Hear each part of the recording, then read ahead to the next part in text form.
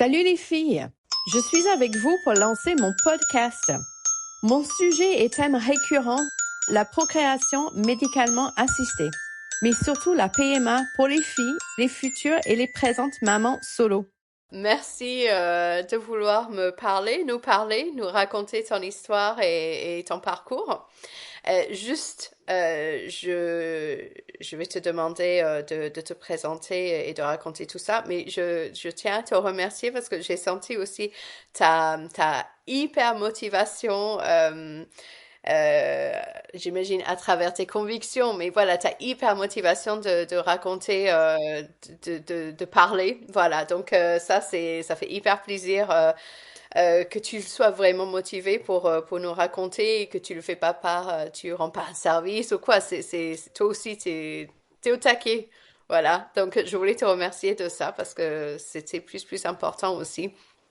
Donc, est-ce que tu veux te présenter, nous dire donc qui tu es, le comment et le pourquoi, raconter ton parcours et je sais que tu as d'autres choses que tu veux raconter aussi. Donc, dans l'ordre que tu préfères. Je te laisse la parole. Moi, je rebondirai, en fait. Voilà, donc je te laisse la parole de nous raconter tout ça.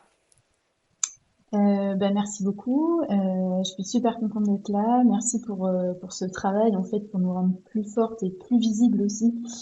Tout ce travail que tu entreprends. Et merci de me donner l'opportunité, en fait, de participer à cette petite révolution. Du coup, je m'appelle Charlène, j'ai 33 ans. Et ça m'a pris 10 ans pour arriver jusqu'à ce début de parcours PMA. Du coup, ça fait quelques mois que je suis engagée dans mon parcours. Évidemment, ça fait longtemps que j'y pense, mais du coup, le moment où moi je me dis je suis rentrée en parcours, c'est quand j'ai eu mon premier rendez-vous, quoi. Quand j'ai voilà, rencontré la première professionnelle, donc pour faire le bilan de fertilité. Et voilà. Est-ce qu'on peut revenir en arrière? À quel moment est-ce que tu as ressenti l'envie d'être maman? Est-ce que tu avais toujours cette envie-là ou c'est venu d'un coup ou à travers des situations? Voilà, est-ce qu'on peut revenir? Je veux comprendre le avant, en fait. Ouais, pas de souci. Euh, alors c'est vrai que moi, s'il y a bien quelque chose qui a été continu dans toute ma vie, c'est mon désir de devenir mère un jour. J'ai changé plein de fois de projet professionnel, j'ai changé dans mon parcours d'études, j'ai changé ma vision de l'amour romantique. Enfin voilà, j'ai vécu plein de bouleversements dans ma vie, mais s'il y a bien eu une seule chose en fait qui a été un fil rouge continu et qui a pas bougé, c'est vraiment ce désir de maternité. Et en plus, j'ai eu la chance de naître dans une famille super aimante, voilà, où mes parents m'ont appris, alors bien sûr, m'ont transmis plein de valeurs, mais surtout m'ont appris ce que c'était l'amour inconditionnel. Et je crois que ça a encore plus renforcé mon désir, enfin, c'est ça qui a fait naître mon désir, en fait, de moi aussi transmettre et de moi aussi, voilà, avoir ce lien et de ressentir de l'amour inconditionnel pour un enfant. Voilà. Oui. Donc là, oui, il n'y a pas d'âge particulier, en fait, c'est depuis toujours. Non, ouais. Bah après, bien sûr, Mhm. il y a eu un moment où je me suis dit, c'est bon, je suis prête, quoi qu'il arrive. Parce que bah, je pense que, enfin voilà, je sais pas comment ça fonctionne pour les autres, mais je me dis, il y a un âge où on se pose la question.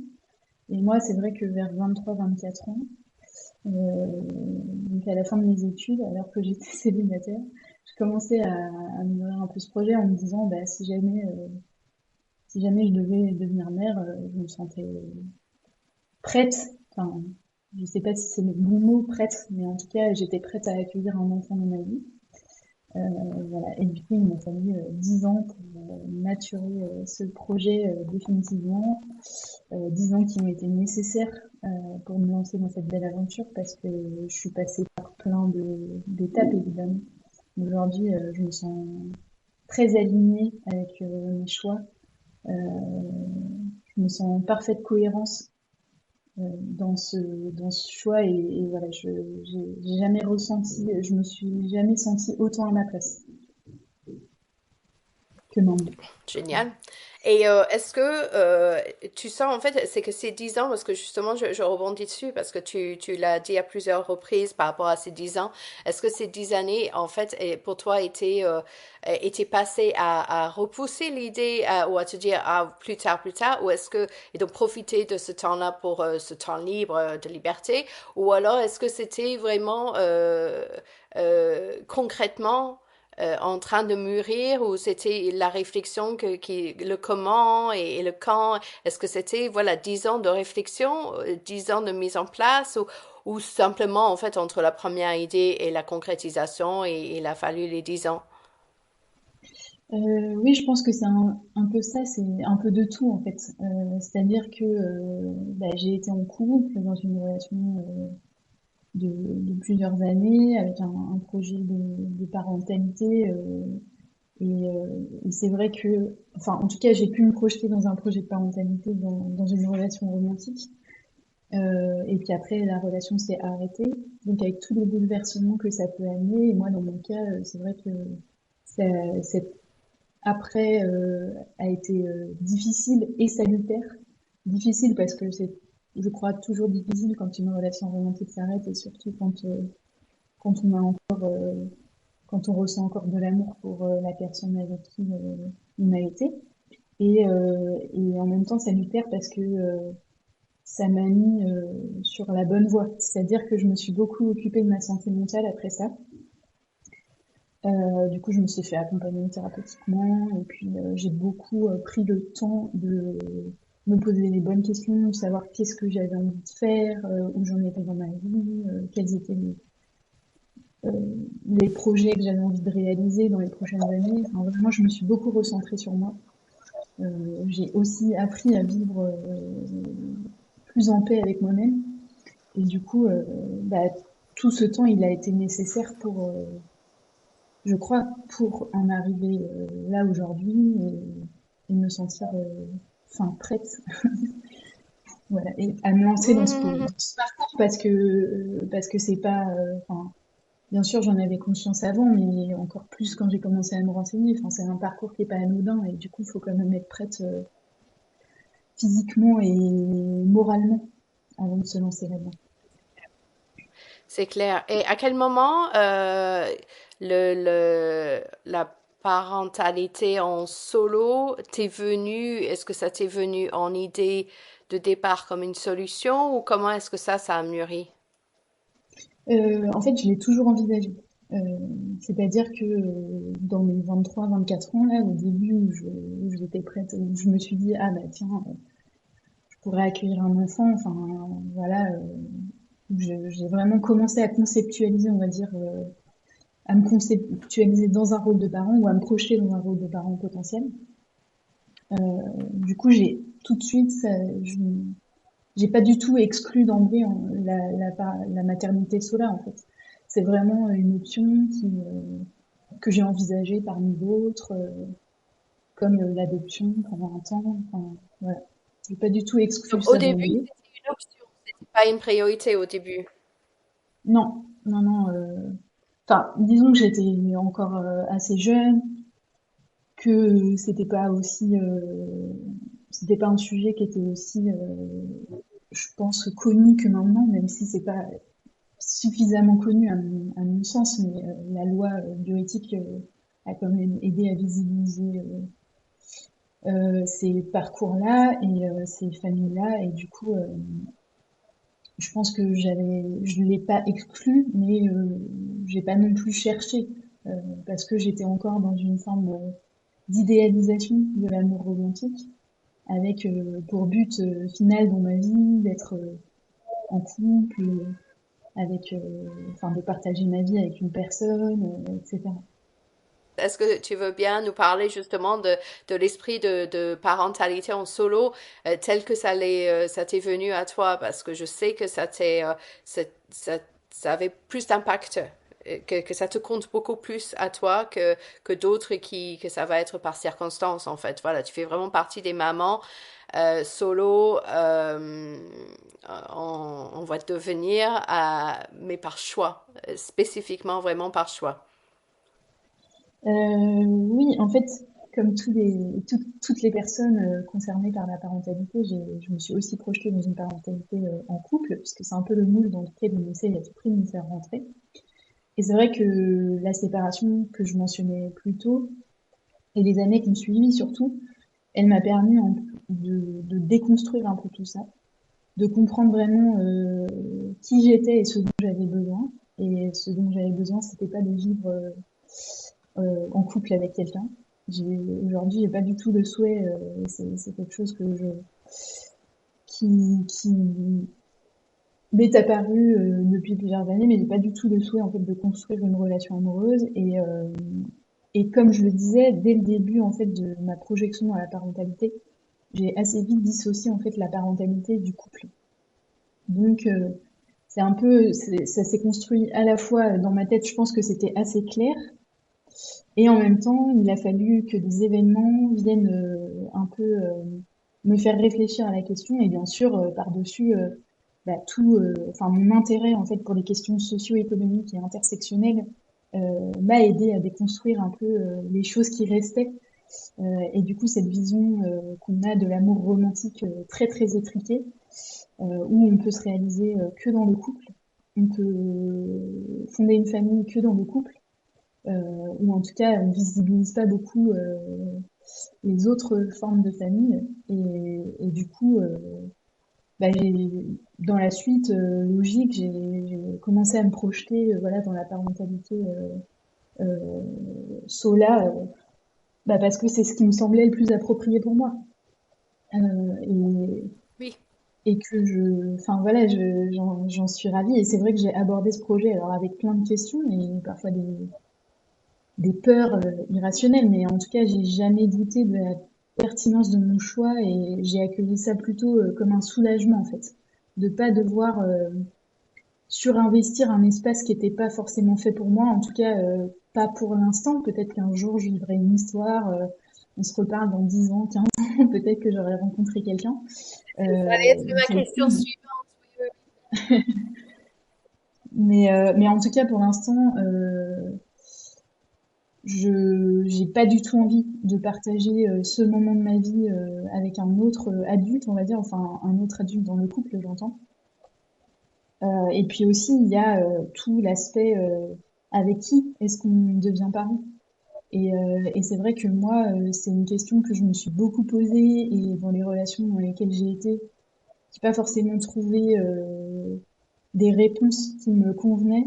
Aujourd'hui, les débats de société autour des violences intrafamiliales, des violences faites aux femmes, euh, des questions liées au féminisme, au combat LGBT, à la lutte antiraciste. Enfin, tout ça, ça converge vers un seul et même problème, le patriarcat. Et en fait, une fois qu'on a commencé aussi à déconstruire toute l'image qu'on a du patriarcat et à casser un peu les moules, ou en tout cas à plus envisager de sortir des moules qu'on essaye de nous imposer, du coup, ça devient aussi plus facile de faire ses choix et c'est aussi plus salutaire. Enfin, en tout cas, moi, je l'ai accueilli vraiment comme quelque chose de bon pour moi, beaucoup plus que de vivre dans une Mhm. relation contrainte par la société en quelque sorte, parce que personne ne me contraint à rien, mais enfin il y a quand même voilà dans le patriarcat il y a aussi toute une dimension psychologique qui pèse sur nous, qui a infiltré nos esprits et dont on a du mal à se sortir. Donc, euh, donc voilà, c'est toutes ces réflexions. Je sais pas si j'ai été très cohérente dans mon propos, mais en tout cas, c'est toutes ces réflexions qui Oui. m'ont amené Mhm. à faire ce choix in fine, euh, qui est encore une fois le choix le plus cohérent pour moi, quoi. Merci. Merci pour ces mots sans la passion. Voilà. Est-ce que tu peux me raconter ton parcours spécifiquement? J'aurais d'autres questions pour toi par rapport à ça, mais c'est ton parcours là que je trouve intéressant à entendre. Comme je disais, du coup, ça fait quelques mois que moi, je me dis entrée en parcours parce que du coup, j'ai passé mes examens, etc. fin d'année dernière. Et donc là, j'ai fait ma première. Comme ça, est-ce que tu as rencontré des obstacles, des difficultés? Parce que à travers les conversations, on voit qu'il y en a tellement. Alors après, il y a des très belles histoires où tout se passe très bien aussi. Est-ce que les attentes, les accueils que tu as eus, tout s'est très bien passé? Est-ce que tu veux en dire quelque chose ou il n'y a pas de sujet? Bah non, enfin, je peux te dire que bon, moi, j'ai un parcours qui pour l'instant est plutôt simple. Euh, Après, c'est quand même beaucoup de stress, hein. Je pense que pour tout le monde, enfin, quand on passe les examens de fertilité, c'est quand même pas des moments qui sont simples, surtout quand on est seul. Euh, En plus, moi, j'avais fait le choix de garder ça un peu secret, donc j'avais personne qui m'accompagnait pour les examens, et du coup, c'est vrai qu'on vit ça un Tu peu. en as parlé avec personne? Si, j'en ai parlé à quelques personnes, mais du coup, des personnes qui géographiquement sont éloignées, puis j'ai un peu, tu vois, essayé d'avancer dans les choses, dans les examens avant de commencer à en parler un peu plus autour de moi. Alors bien sûr, les gens étaient au courant que c'était un projet. J'ai pas du tout, je suis pas arrivée en disant voilà, finalement j'ai décidé de faire une PMA. Non, parce que, enfin voilà, j'en ai toujours parlé très librement avec mes amis. Ça fait des années qu'ils savent que voilà, c'est un projet pour moi. Et pareil pour ma famille. Mais c'est vrai que voilà, j'avais envie de garder un peu aussi ça pour moi. Mais du coup, ça va, enfin, le biais de vouloir garder ça pour toi, c'est que bah, du coup, tu vas passer des examens un peu en solo et du coup, bah, le stress, voilà, le fait de pas pouvoir forcément en parler, ça t'aide pas forcément à le libérer, quoi. Mais du coup, j'ai été bien accueillie. Enfin, je suis tombée sur des professionnels plutôt bienveillants. Bon, à part voilà des remarques maladroites, mais rien de, enfin voilà, rien de que j'ai trouvé problématique ou qui m'ont heurté. Enfin, je sais qu'il y a des femmes pour qui c'est très violent ou ça se passe pas bien et voilà, je trouve ça affreux, mais c'est pas, ça n'a pas été mon cas. Voilà, j'ai été plutôt Mhm. chanceuse. Mais tant mieux quand il n'y a pas de débat, tant mieux, il n'y a pas de débat en fait. Je pose juste la question parce que quand il y a des difficultés, c'est bien de le dire parce que mon but à travers le podcast, c'est entre nous, entre les filles pour qu'on s'entende, voilà. Mais si jamais d'autres personnes peuvent l'écouter, entendre et de faire connaître, savoir les difficultés, ce serait important aussi. Mais par contre, là où il n'y en a pas de difficultés, c'est tant mieux, génial, on va pas inventer. C'est pas inventer des choses à dire pour parler, quoi. Ouais. Après, la seule, enfin, une difficulté, je pense, qui est pas anodine de mentionner, c'est que bon, moi, j'ai tout de suite choisi en fait d'entrer dans un parcours à l'étranger parce que bah, la difficulté, c'est que c'est les délais d'accession en France. Moi, là où je suis, en fait, ils sont de plus de 2 ans parce qu'il y a plus de paillettes en fait de disponibles. Quand moi j'ai Ah oui, commencé, je suis rentrée en cours, il y en a plus et que on est sur là, à l'heure actuelle, sur plus de 1000 dossiers de femmes seules pour une vingtaine de donneurs, quoi. Donc voilà, les délais et est-ce que tu es sont remboursé du immenses. fait d'aller à l'étranger ou pas? Pardon, j'ai pas. Est-ce que tu es remboursé, est-ce que tu es remboursé du fait d'aller à l'étranger ou pas? Ouais, j'ai eu un avis favorable de la caisse primaire d'assurance maladie. Et Non, je c'est conseille voilà de faire le dossier et de demander parce que vu les délais d'attente dans certains sécos, voilà, je pense que c'est vraiment quelque chose enfin, c'est une étape qu'il faut faire quand on décide de faire un parcours à l'étranger. Ça, faut essayer en fait. Ça veut pas dire que voilà, le médecin conseil va donner un avis favorable, mais en tout cas, je pense qu'il faut essayer. Par contre, voilà, écrire une lettre de motivation à la caisse d'assurance maladie pour expliquer euh, pourquoi est-ce qu'on entre dans ce parcours et expliquer un peu notre motivation et pourquoi est-ce qu'on devrait être remboursé, c'est un peu curieux quand même. ça, j'avoue que c'était un peu rigolo, quoi.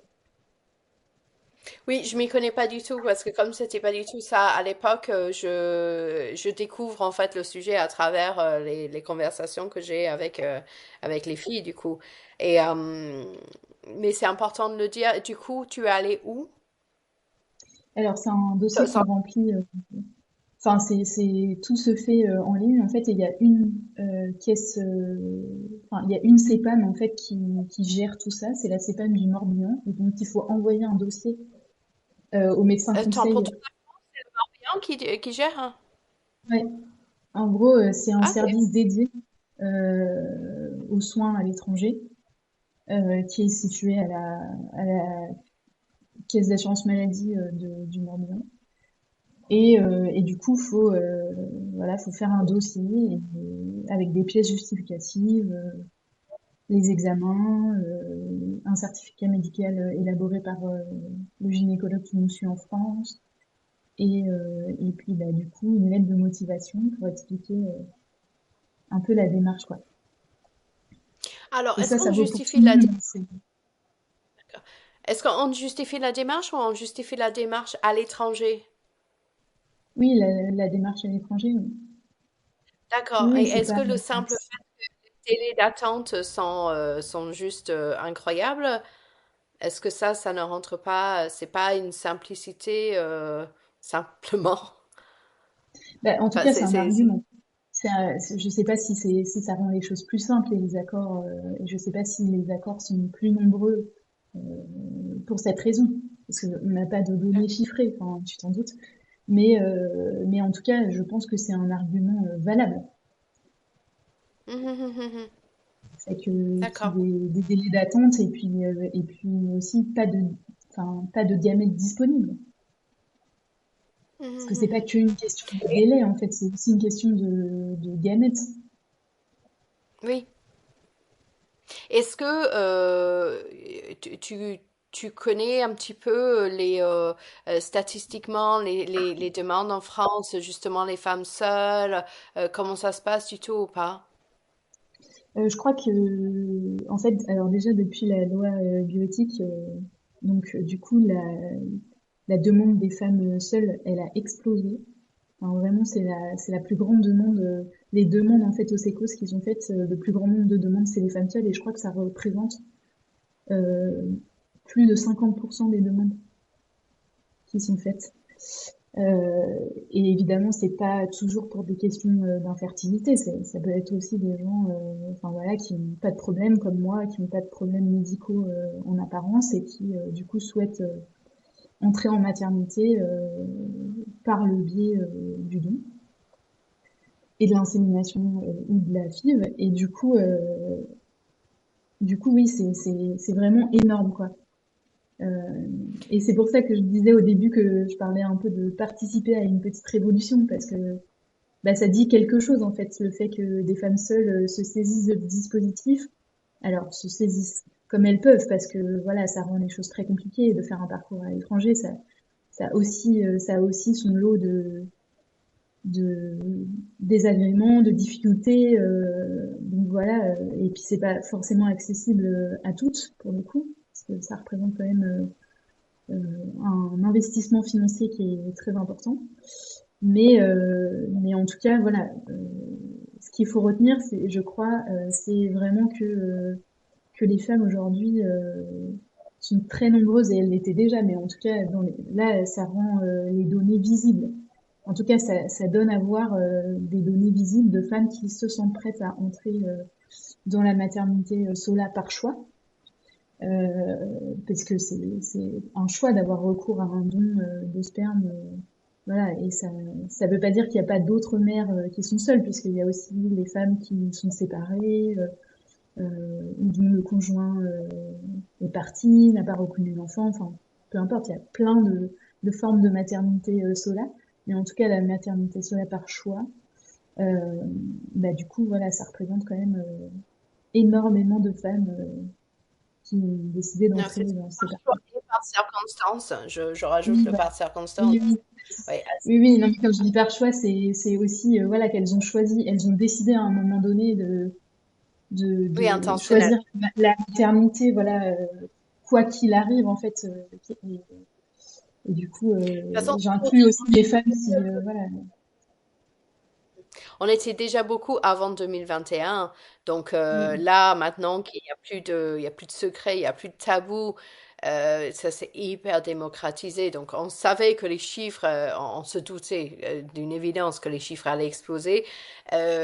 Moi, honnêtement, il y a zéro surprise. C'est juste agréable d'entendre les chiffres, de se dire, ah ben, on l'avait dit.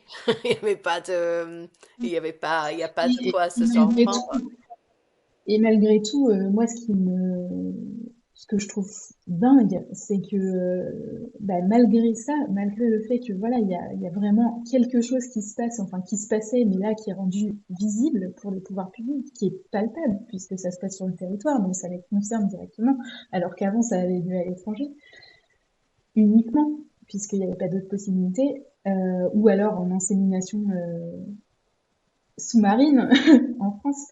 Mais du coup, ce qui me rend folle et ce que je trouve dingue, c'est qu'il n'y a rien qui est fait pour essayer, euh, pour essayer d'améliorer la situation et les délais d'attente. Parce que quand la loi bioéthique est passée et que la PMA a donc été ouverte aussi aux couples de femmes et aux femmes seules, on nous a présenté ça un peu comme une révolution dans les politiques publiques, etc.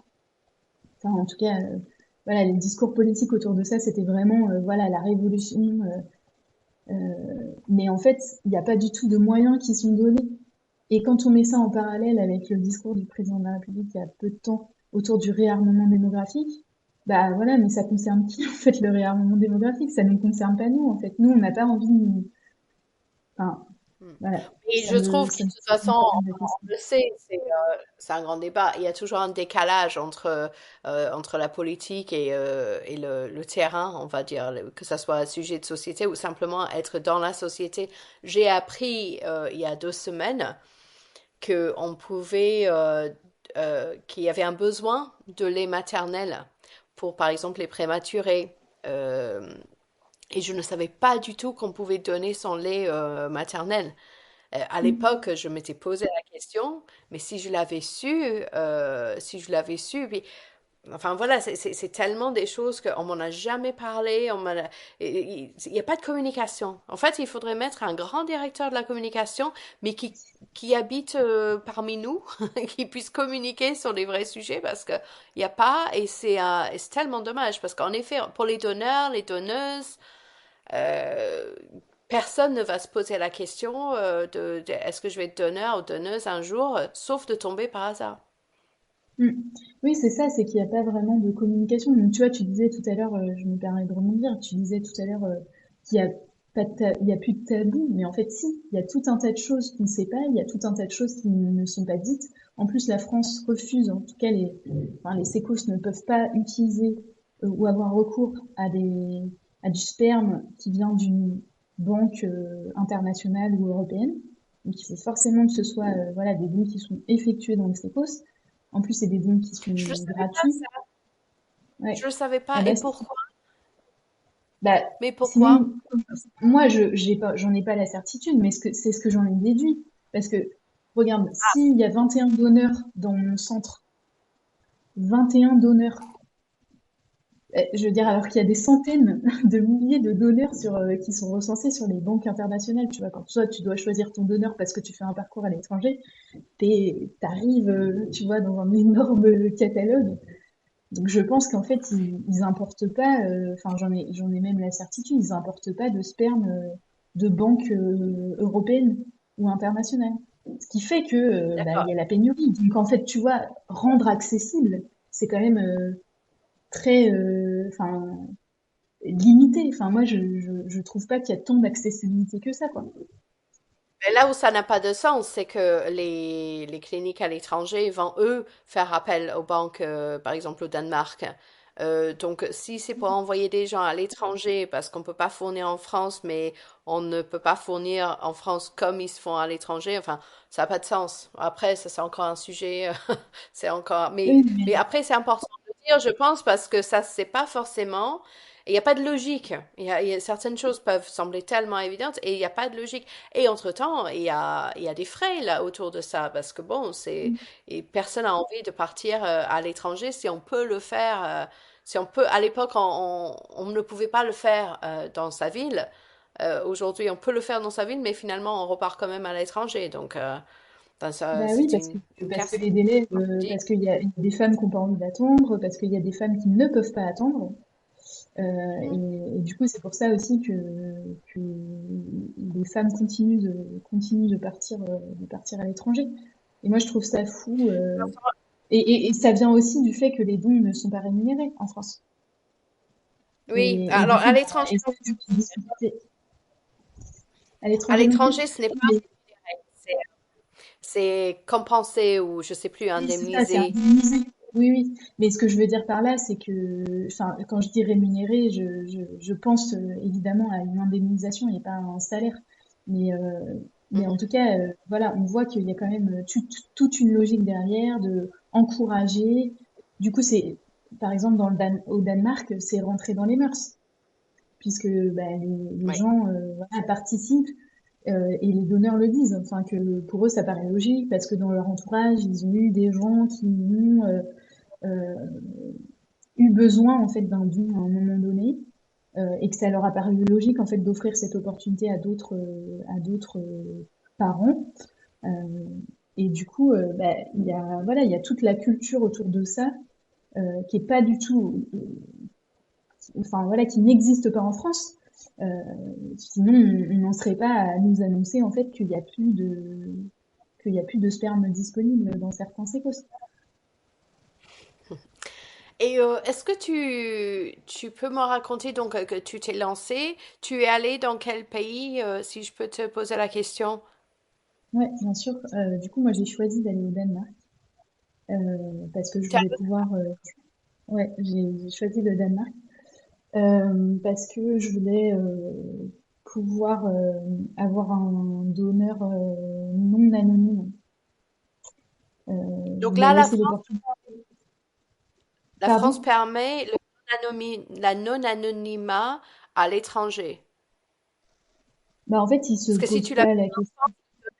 anonyme, non?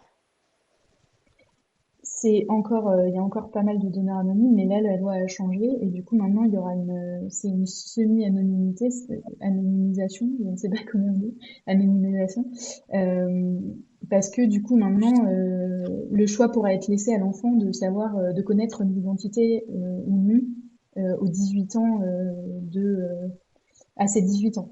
Et ça, du coup, D'accord. maintenant, tous les donneurs sont concernés. Tu veux dire les donneurs d'avant aussi seront concernés? Ceux qui ont donné anonymement, ils seront concernés aussi? Alors, non, je crois que c'est à partir les dons à partir d'une certaine date, du coup, D'accord. seront plus anonymisés, ce qui fait aussi, je pense, que bah, il y a moins de dons parce que Ils ne ça vont n'a pas pas forcément été travaillé, enfin, tu vois, ça n'a pas forcément été expliqué. Que je pense qu'il y a un vrai fantasme autour de ce que ça implique de donner. C'est ce que tu disais, en fait, tu vois, à partir du moment où il n'y a pas de communication dessus, les gens savent pas trop de quoi il s'agit et du coup, ils se voient directement comme dans ce film Starbuck, un film canadien, je sais pas si tu l'as déjà vu, où en fait, le personnage principal, il a des centaines d'enfants, quoi. Et du coup, les gens, ils se projettent un peu dans ce fantasme-là. Ah oui, mais est-ce que je vais devoir reconnaître la paternité, etc. Alors que non, pas du tout. Enfin, il n'y a pas d'enjeu de paternité, il n'y a pas de père, là, voilà. Mais en tout cas, Alors, pas dans un parcours de maman c'est bien, solo. mais après, la question doit se poser quand même. Enfin, c'est bien que moi, je voudrais qu'un donneur ait l'intelligence au moins de se poser la question, parce que c'est une Bien sûr, histoire, c'est une question intelligente. bien sûr que c'est important de se poser Mhm. des questions. Mais du coup, pour justement dépasser ce fantasme dont je parlais, bah, voilà, il faut faire des campagnes, il faut expliquer les choses. Il faut poser un cadre légal. Par exemple, au Danemark, du coup, chaque donneur ne peut avoir qu'un certain nombre d'enfants. Enfin voilà, c'est la loi danoise qui prévoit ça. Et du coup, les choses sont très. Enfin, on a plein de choses à apprendre en fait des pays qui ont mis en place toute une législation autour. autour de la procréation médicale assistée et du coup médicalement assistée, pardon. Et Le recul. Depuis 40 ans, du coup, ils ont eu le temps de réfléchir à leurs lois et de les avancer, de les reculer. Enfin, le recul est tellement une belle chose. Après, c'est vrai que là où la France pourrait s'inspirer de ceux qui ont le recul, alors qu'on commence juste à poser certaines questions. Enfin voilà, des questions se posent aujourd'hui alors que d'autres les posent depuis 40 ans. je voulais juste dire que effectivement, je pense qu'on en est au tout début de notre réflexion, mais qu'il y a aussi le jeu du conservatisme. On est un pays qui est quand même assez conservateur sur plein de choses, et que le fait de pas vouloir s'inspirer, euh, ça tient aussi à ça, in fine, tu vois. C'est pas forcément annoncé tel quel, mais moi je pense que derrière, si tu détricotes, si tu prends du recul, tu vois, sur ce qui se passe, sur comment les choses se passent en France, comment les choses se développent, etc. Ou même sur un peu l'ambiance sociale en ce moment, enfin les positions euh, du gouvernement, voilà, on est quand même à un virage un peu conservateur. Donc je pense qu'il y a aussi une volonté de pas trop communiquer parce qu'on n'a pas forcément envie que ça prenne des proportions. Oui, peut-être, je sais pas exactement parce que, par exemple, j'ai vécu en Espagne, qui est un pays hyper conservateur, hein, que je trouve pour la France. Et pourtant, ils ont des années d'avance sur ce sujet. Donc, je suis partagée sur le sujet parce que je ne sais même pas s'il y a forcément une seule réponse. Je pense qu'il y en a un ensemble. Parce que socialement, la France a quand même des avancées sur certains sujets. Et voilà, après, je pense que si on prend tous les pays mis de côté, il y a ceux ils sont très en avance là-dessus, mais très en retard là-dessus. Ça doit s'équilibrer, je pense. Enfin, quand je parle des pays, on va dire les pays européens, un peu comparatifs, à part les pays scandinaves où je pense que eux, ils ont carrément d'avance sur tous les sujets. Mais voilà, c'est les pays scandinaves, hein, je pense que. C'est Mais clair. voilà, non, je n'aime pas faire du France bashing parce que je trouve que, voilà, alors, moi je ne suis pas française, mais il y a des choses qui sont tellement bien aussi en France que voilà, c'est important. Il y a très peu de pays qui font ça à travers la Sécu, par exemple. Qui permettent d'être remboursés. Donc voilà, là où il y a des choses qui sont bien, il faut le dire aussi, quoi. Oui, bien sûr, non, non, et puis je suis pas du tout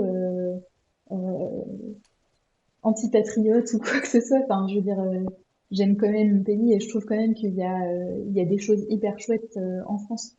Mais de par mon travail, de par les centres d'intérêt que j'ai, forcément le virage, moi je le vois parce que pour euh, pour moi, mes collègues, mes proches qui s'intéressent à des sujets, enfin, de société un peu brûlants, on va dire, bah du coup, enfin, c'est un peu ce qu'on prend en pleine face tous les jours, quoi.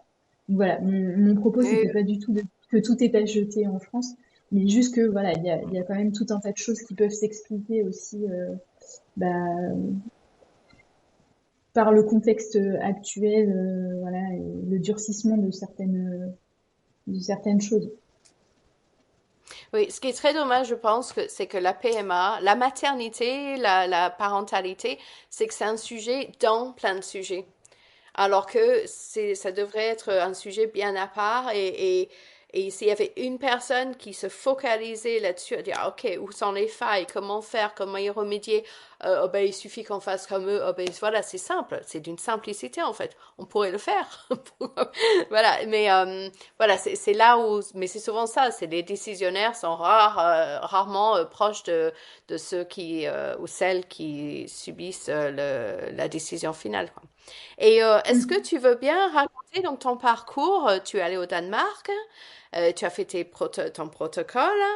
On a droit à un spoiler. Du Aujourd'hui, coup, tu bah, en es. moi, j'ai fait une première insémination donc avec donneur. Donc là, je suis dans la phase d'attente.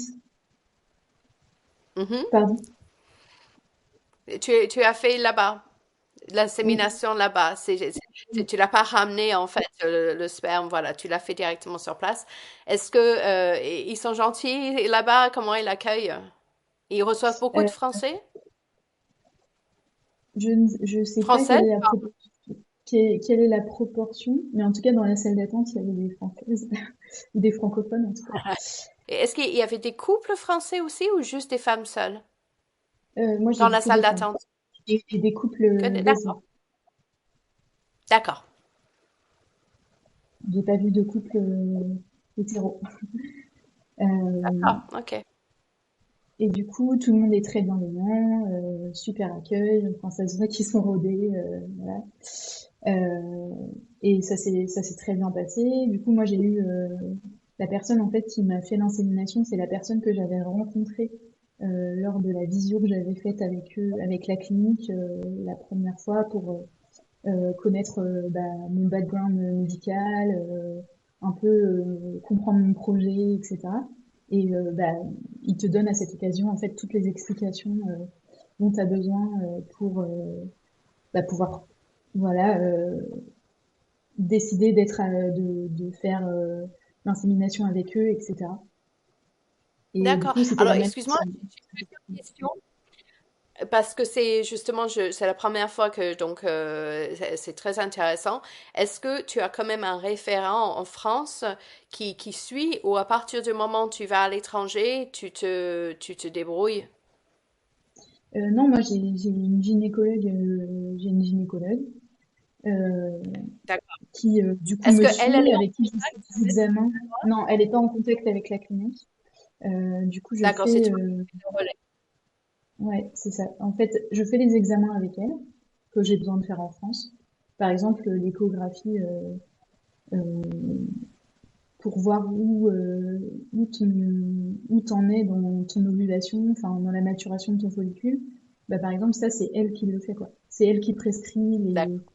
les prises de sang, le bilan de fertilité, c'est elle qui me l'a prescrit. Voilà. Et du Mhm. coup, bah après moi du coup j'ai fait le lien avec la clinique et j'y suis allée.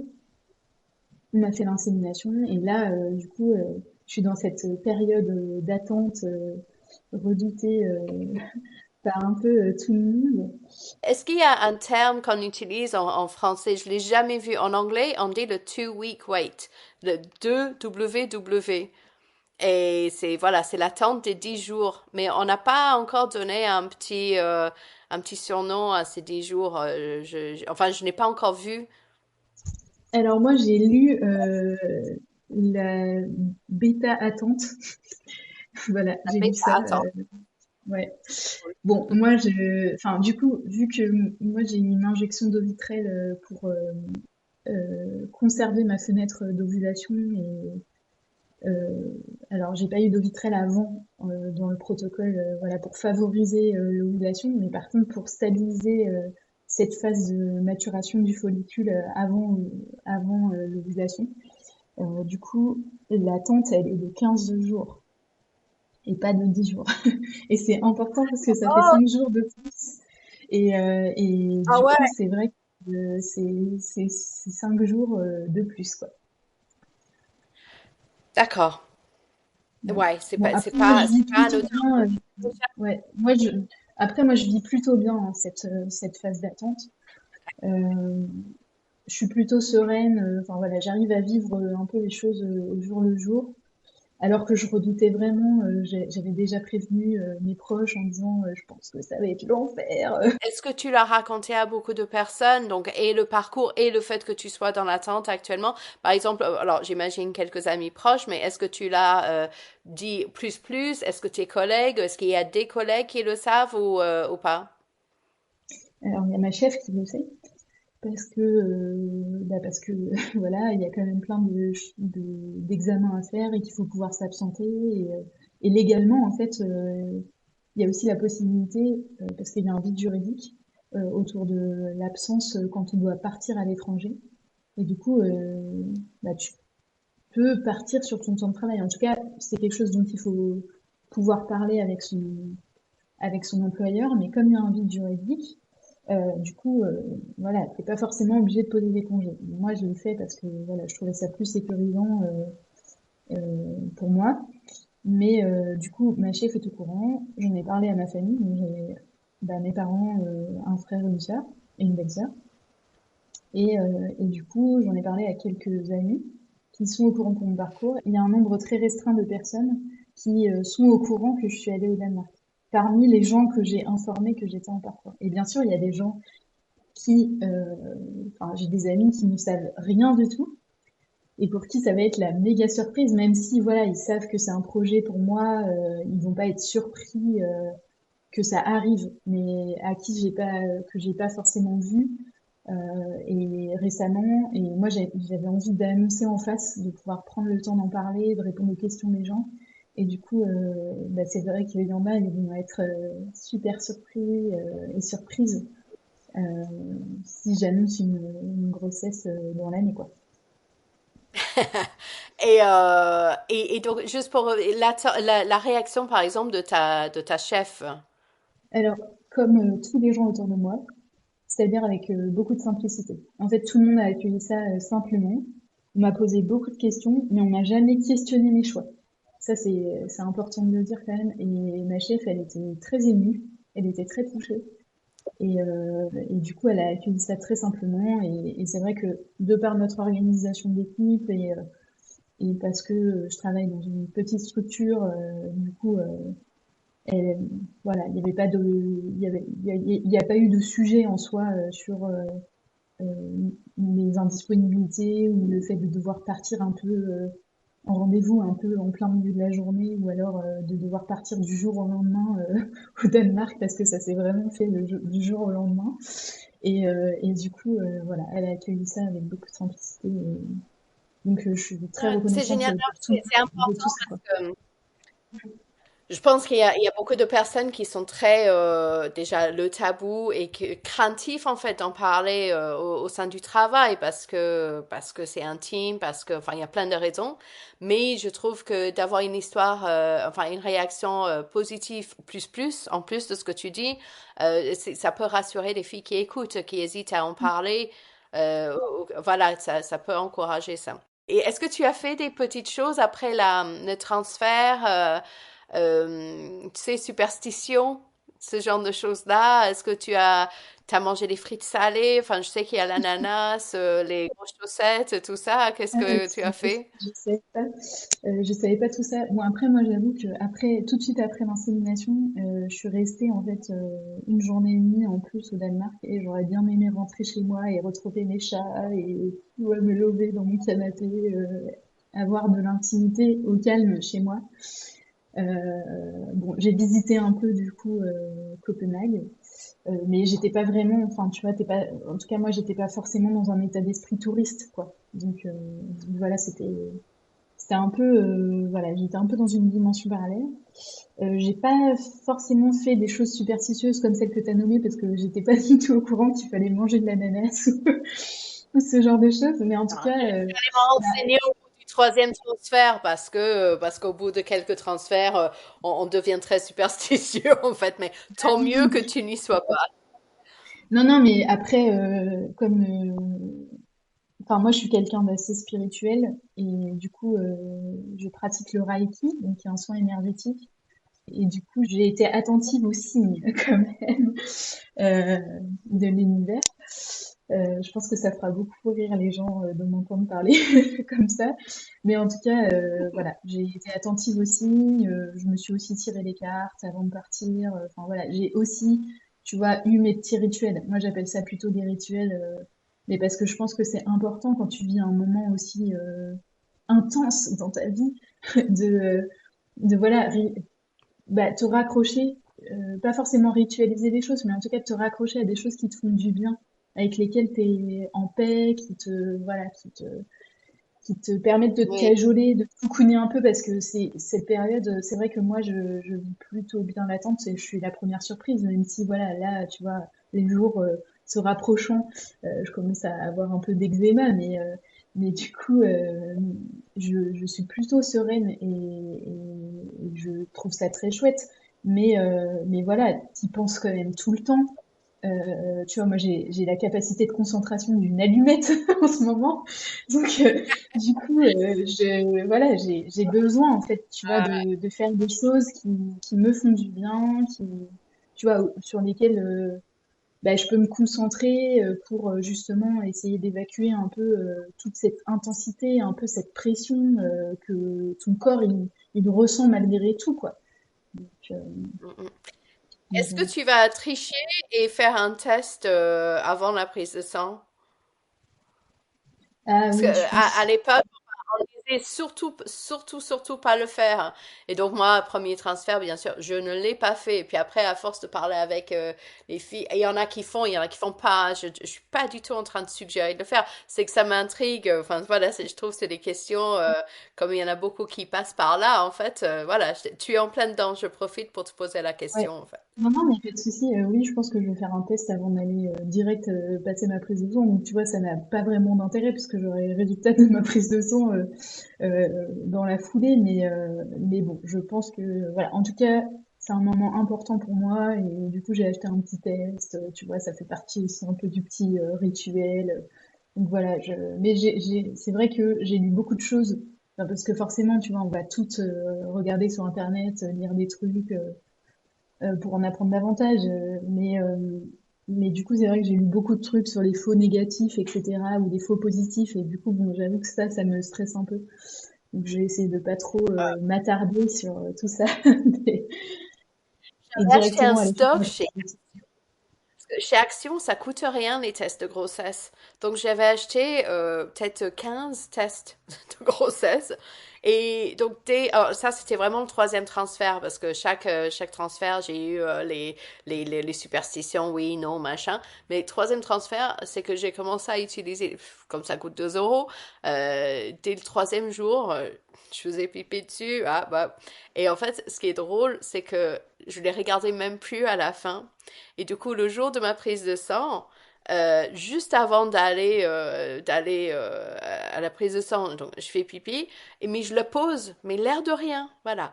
Et en fait, juste avant de partir à la prise de sang, je le regarde, et là, mais je commence à hurler parce que c'était 7 heures du matin, euh, hurler parce que c'était la première fois de ma vie que je voyais un positif. Mais en rentrant de la prise de sang, donc t'attends les résultats et tout, je vais au pipi et je vois qu'il y avait le test de grossesse de la veille que j'avais fait, mais que je n'avais même pas regardé, qui était par terre. Donc je pense que j'étais tellement blasée, j'avais dû pisser dessus, la poser et partir. Et en fait, là, je la reprends, elle aussi. En fait, déjà la veille, mon test était positif, mais que je ne la regardais même plus, en fait. Donc voilà pour ma petite anecdote, quoi. Mais là, tu reviendras nous raconter? Ouais, avec plaisir. Je pense que, enfin, c'est vrai que quand on a évoqué l'idée de raconter la suite, je me suis dit que ce serait chouette aussi de raconter un peu bah, comment t'es accompagné dans tout ça, tu vois. Parce que bon, je me doute qu'il y a plein de personnes qui en parleront dans ce chouette podcast, mais voilà, moi, c'est vrai que j'ai la chance d'être très bien entourée et accompagnée. C'est vraiment, avant même ce parcours-là, je me disais déjà que c'était ma plus grande chance dans la vie d'avoir l'entourage que j'ai. Et ça s'est encore plus renforcé à l'entrée dans la PMA et ça je pense que voilà c'est important tu vois d'en parler de dire le rôle aussi que bah, moi mes parents ont choisi de d'avoir dans ce parcours parce qu'on en a beaucoup parlé et voilà c'est très chouette. Tu m'avais déjà raconté justement, voilà, ta maman, c'est convenu et tout. Je t'ai pas posé toutes ces questions-là aujourd'hui parce que tu le raconteras. C'est comme, je vais pas te poser la question aujourd'hui de comment est-ce que t'anticipes l'arrivée du bébé, voilà, parce que pour moi, ça, c'est une autre conversation qu'on aura le temps de poser. Et justement, moi, le but, c'est que d'avoir des filles à toutes les étapes de parcours parce que les étapes suivantes, tout est intéressant, en fait, toutes ces étapes. Donc, voilà, j'ai fait exprès de pas poser ces questions aujourd'hui parce que au contraire, voilà, je reviens dessus. Est-ce que tu reviendras nous le raconter la suite? Voilà. Bien sûr, je reviendrai avec plaisir. Et du coup, Merci beaucoup. je voulais, bah, merci à toi encore pour tout ce travail et puis cette opportunité. Et je voulais juste dire aux femmes en fait qui écouteront cet épisode que il faut croire en vous, continuer à rêver grand, que vous êtes merveilleuse et que vous êtes puissante et qu'il ne faut pas laisser le système et le patriarcat vous empêcher de vivre vos rêves et qu'en fait vous serez sûrement de magnifiques mamans Sola. Vous êtes déjà de magnifiques mamans Sola. Vous n'êtes pas seul et en fait qu'on est des milliers, comme on se l'est dit aujourd'hui. Merci, tout à fait. Moi, je rajouterais et qu'on a la force du parcours. Parce que le parcours, parfois, il n'est pas si simple, si gentil, mais on a cette force en nous de le confronter, de le vivre et d'aller jusqu'au bout. Clairement, je Parce partage. qu'on a des super pouvoirs. Je me suis jamais sentie aussi courageuse et fière depuis que je me suis engagée dans ce parcours, quoi. Merci, merci beaucoup. C'est pour ça aussi, c'est que j'ai voulu faire cette diffusion le 8 mars. C'est le clin d'œil de nos super pouvoirs. Parce qu'on dit oui, on est forte, machin, mais au-delà de ça, en fait, c'est alors nos pouvoirs sont super. Ben, on a des super pouvoirs quand on regarde les super héros. Ben en fait, c'est nous aussi, quoi. Donc, Ouais. merci beaucoup. Merci à Mm. toi. Euh, merci, à bientôt et à bientôt.